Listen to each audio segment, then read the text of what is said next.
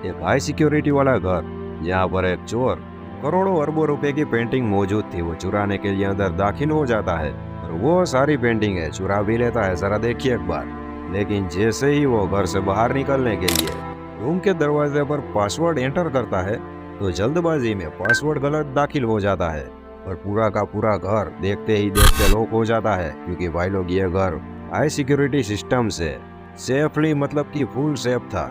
वो अपने चाकू के जरिए डोर को तोड़ने की कोशिश करता है, लेकिन उस घर में ऐसी सिस्टमें मौजूद थी कि थोड़ी सी छेड़खानी करते ही ऊपर से हाई लेवल वाली गर्म हवाएं शुरू हो जाती है और हमारा चोर दूसरे कमरे में एंटर कर जाता है। हमारे चोर को प्यास लगी थी, इसीलिए वो पानी पीने के लिए जाता है, लेकिन घर के सारे कनेक्शन ऑफ हो चुके थे।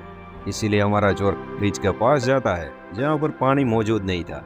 वहाँ पर सिर्फ और सिर्फ एक दारू की बोतल थी, जिसे पीकर वो अपनी प्यास बुझा लेता है। वो अपने कई दोस्त के साथ कांटेक्ट करने की कोशिश करता है कि सालों में यहाँ पर फंस चुका हूँ, मुझे किसी भी तरह से निकाल लो, लेकिन इसमें भी वो नाकामयाब साबित होता है। देखते ही देखते भाई लोग 5 दिन बीत जाते हैं, लेकिन अभी भी हमारा चोर उसी घर में फंसा हुआ था।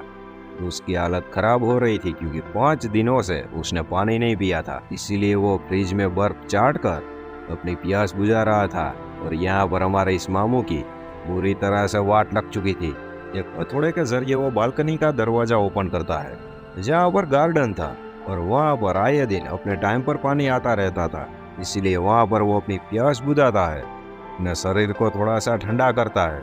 यहाँ पर भाई लोग चोर एक तरह से सेफ था, क्योंकि घर का जो मालिक था वो बहुत ही बड़ा अमीर बिजनेसमैन था, इसलिए वो कभी कभार ही इस घर पर आता था, यानी कि साल में 1-2 बार। हमारे इस मामू चोर ने गार्डन में कुछ बर्तन बिछा कर रख दिए थे ताकि जब पानी आए तब वो उसमें इकट्ठा हो जाए और हमारा चोर अपनी प्यास आराम से बुझा सके।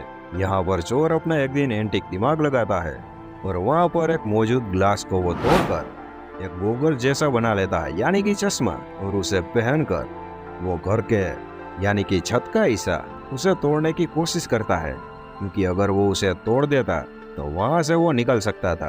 हालांकि चांस कम थे, क्योंकि यह घर जमीन पर नहीं था।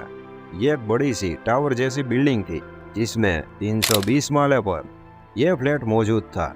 चोर छत के ग्लास को तोड़ने की बहुत भारी भरकम कोशिश करता है, लेकिन वो छत के ग्लास को तोड़ नहीं पाता, क्योंकि भाई लोग छत का ग्लास कोई मामूली ग्लास नहीं था, वो बुलेट प्रूफ कांच था। देखते ही देखते 18 दिन बीत चुके थे, लेकिन चोर उसी घर में बुरी तरह से फंसा हुआ था और वो वहां से निकलने की बहुत कोशिशें कर रहा था, पासवर्ड डाल रहा था, लेकिन कोई भी तरीका उसे काम नहीं आ रहा था। घर के अंदर एक कमरे के पास में एक छोटी सी गैलरी थी। हमारा चोर वहां पर जाता है तो वो देखता है कि सामने एक लाश पड़ी हुई है। अभी ये लाश भी घर के मकान मालिक के किसी रिलेटिव की थी, जिसे घर के मकान मालिक ने बुरी तरह से मार के वहां पर छोड़ दिया था। ये देखकर हमारा चोर बुरी तरह से घबरा चुका था कि साला यहाँ से जल्दी ही निकलना होगा, वरना वो साला मामू मकान मालिक आया तो मेरी पूंगी पूंगा बजा देगा। चोर एक लकड़ी के जरिए एक स्क्रू ड्राइवर बनाता है। उसके जरिए वो छत की ग्लास के पास बोल्ट मौजूद थे, उसे वो खोलने की ट्राई करता है।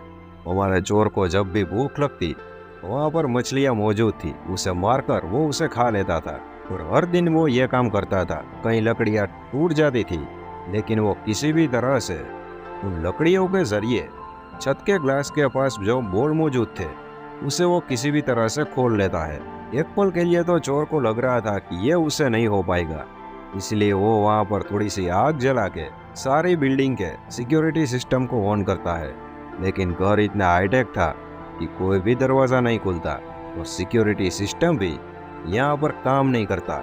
छत खोलने के अलावा हमारा चोर के पास कोई और रास्ता नहीं था, इसीलिए कम से कम भाई लोग वो अगले 17 दिनों तक लकड़ी के जरिए वो छत खोलने की कोशिश करता है, और 17 दिनों के बाद वो उसमें कामयाब भी हो जाता है, क्योंकि वहाँ पर वो एक कांच का टुकड़ा हटाकर वहाँ से निकल लेता है। लेकिन वहाँ पर भी उसके बचने के चांस बहुत ही कम थे, क्योंकि वो वहाँ से छलांग लगा के भागने की कोशिश करता तब भी वहाँ पर उसकी मौत पक्की थी। अभी भाई लोग आप कमेंट में बताइएगा, यह साला बचा होगा या मारा गया होगा।